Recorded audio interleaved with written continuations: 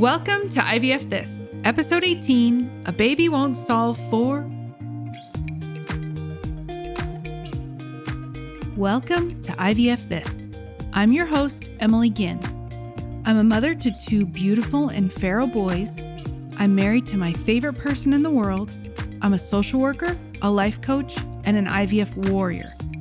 I'm here to teach you how to manage your mind and emotions during your IVF journey, to break free from anxiety and regain control of your life, even in the midst of infertility. I'm going to teach you to say IVF this to how we think about, talk about, and experience infertility. Let's go. Hello, everyone. I hope you're all doing so well. I cannot believe we're at episode 18 already. This podcast is one of those things that feels like it was just started yesterday, but also like 5 or 10 years ago. You know what I mean? It has absolutely been a labor of love, but it is so much fun to write and record these episodes. And I just want to take a second to give a huge shout out to my podcast producer, Anthony. He's so great and he keeps me focused and grounded and helping me incorporate new technologies that I'm not familiar with. He laughs at my jokes, all the things. So he's absolutely wonderful. Today, I want to talk about something that's pretty central to my coaching philosophy. The idea is that a baby is not going to solve for the things in your life that you believe aren't working. So there's a pretty central belief, a conscious or unconscious, that a baby will solve for things that you believe are broken in your life. A baby will make things better, right? Because you believe that your unhappiness is specifically related to your inability to have children or have another child. Now, before I break this down, I want to talk a little bit about why it's important to understand these subconscious beliefs when they come up for us. I've probably said it 1,000 times at this point, but we are not taught about our feelings. We are not taught how to process our feelings or how to feel our feelings. Because we're not taught about our feelings, and I mean, when I say we, I mean individuals, but also as culture and society, we are constantly looking for something external from us to help us feel better. Think about just the diet and beauty culture, right? They are hundreds of billions of dollars a year behemoths. And the messaging that we constantly receive is that we are broken and that they have the answer to our wholeness. They're not going to make any money if they're on commercials telling us how beautiful we are and how complete we are and that we don't need to buy anything from them, right? That's not how they make billions of dollars a year.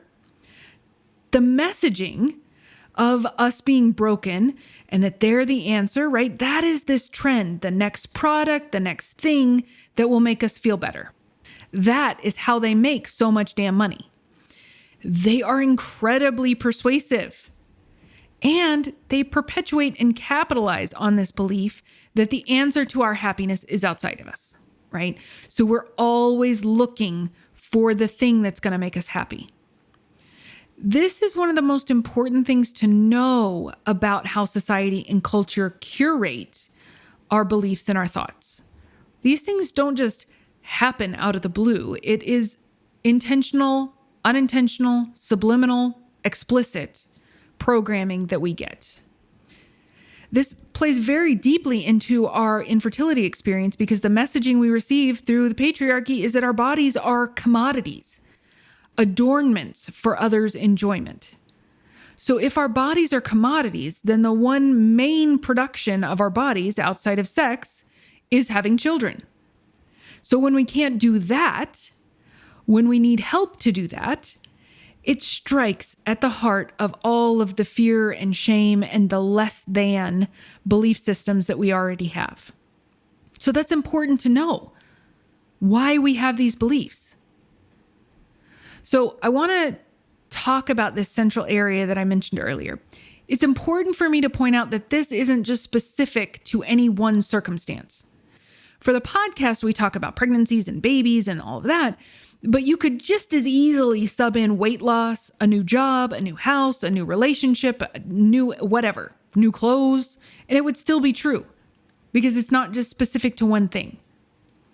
So the central idea, my hypothesis, is this relationship with yourself. That is the thing that the baby will not solve for. That is the thing that the new car, the new job, the new outfit will never solve for. And this is where I spend most of my time with my clients. I believe that the relationship that you have with yourself is the most important relationship in your life because it influences everything. It is everything.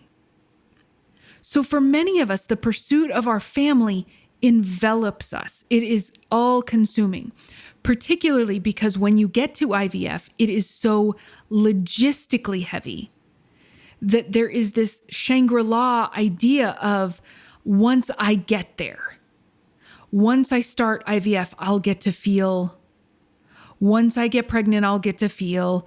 Once I have the baby, I'll get to feel. Like we're waiting for something to happen to give us permission to feel a certain way. This plays in our heads over and over and over. There is always a qualifier for us for when we get to feel a certain way.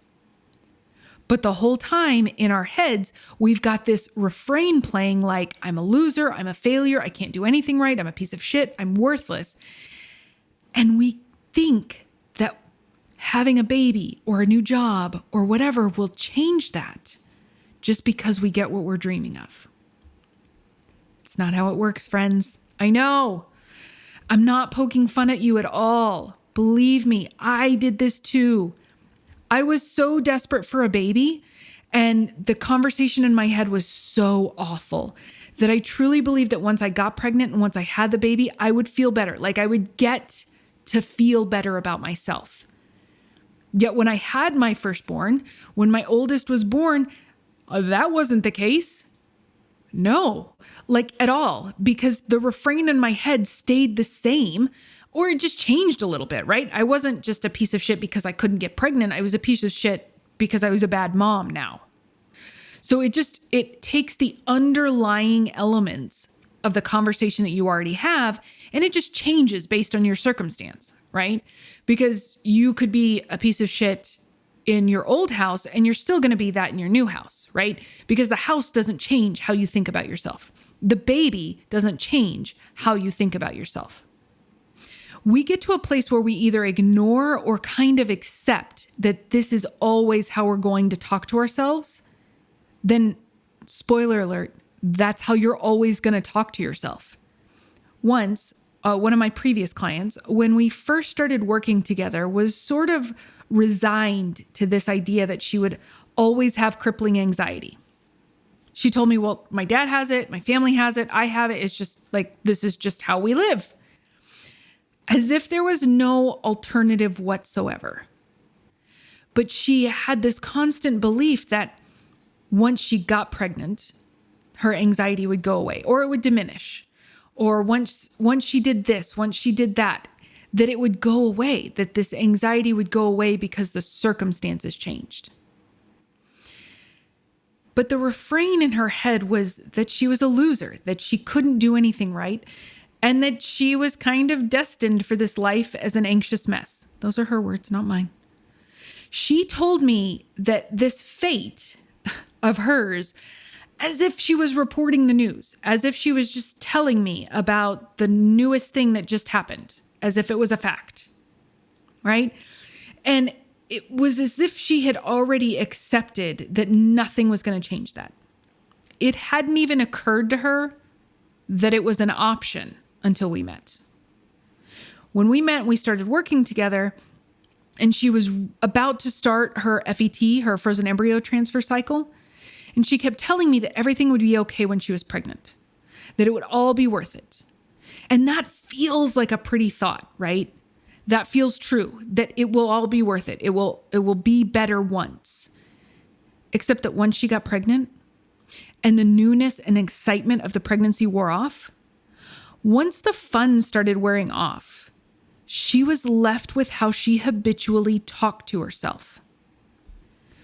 What happens is that we give ourselves permission to feel good until the moment that what we wanted isn't shiny and new anymore. And that's when our old habits kick right back in.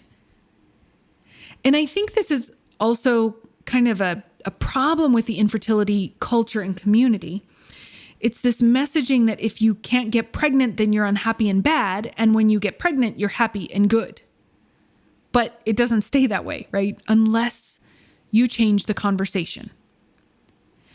People going through infertility aren't miserable and hopeless.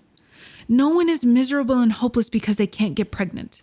Now, if you just want to shut the podcast off right now, I just implore you, stay with me just a little bit longer, okay?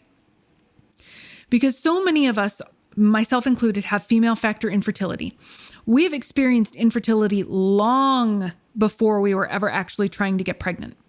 So if you were miserable and unhappy, then it couldn't have been because of infertility, because we didn't know we were experiencing infertility until we tried to get pregnant, and then we couldn't.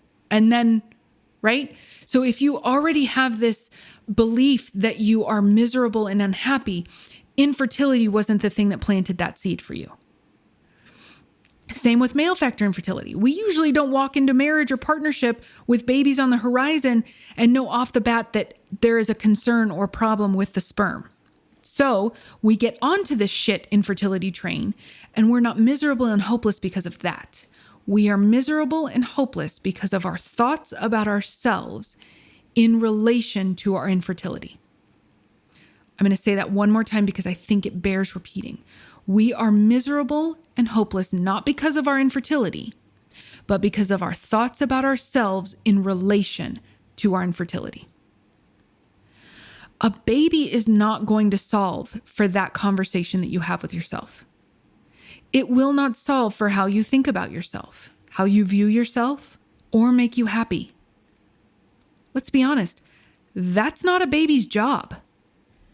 It's not a baby's job to make you happy, to make any of us happy. That's an inside job. We're the only ones that can make ourselves happy. And walking into parenting with that expectation is a recipe for a shit ton more suffering, because babies are really hard. And putting a baby on a pedestal like that will only lead to more pain. So why do we do this? Why do we place such an emphasis on having a baby or buying a house or starting a new job or a new relationship? That we believe that this is the golden ticket to our happiness or freedom. Because if you'll remember from earlier, there is a lot of cultural and social programming that tells us that the answer for our happiness is outside of us. When we believe the answer is outside of us, then that is what we seek, a solution outside of ourselves. This belief that your life will start once you get a baby. Once this thing happens that you desperately want to have happen, then I will feel however I've always wanted to feel. But that's not how it works. That is not how life works. We join this life already in progress. We're constantly waiting for the thing that's going to let it start. We miss out on the present. When we are so resistant to where we are right now, it's like we're waging a war on the present. We're resentful of the present. We hate the present. I'm going to let you in on a little secret though. The present doesn't care about that. Time is happening whether you are resentful or not. The present doesn't have any feelings about you. So why would you spend so much time fighting and arguing with something you can't control? With something that can't think or feel or has opinions about you? I want you to ask yourself, how can I love my life right now? What is there to love in my life right now? Your brain is always going to tend to veer towards the negative, towards the lack, towards the scarcity. That's what it's supposed to do. But it's up to you whether or not you stay there, and for how long you stay there. When we are so eager to be someplace other than where we are, it's because we're chasing a feeling. We think that if we get the thing we are chasing, then we get to feel X, Y, or Z. For me, I thought it would mean that I would get to feel whole and happy and complete. I wanted a baby because I was chasing those feelings, because I thought a baby would give me those feelings. When my oldest was born, God, that wasn't even close to what happened. And because I never took the time, and because I didn't know, honestly, anything about this work at the time to question my expectations, I never took the time to check in with myself as to what I was wanting to feel and why.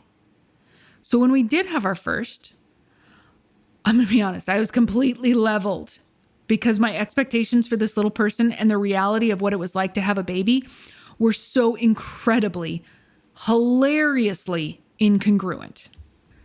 So this week, I want you to think about some of these questions that I asked you just a minute ago. How can you love your life right now?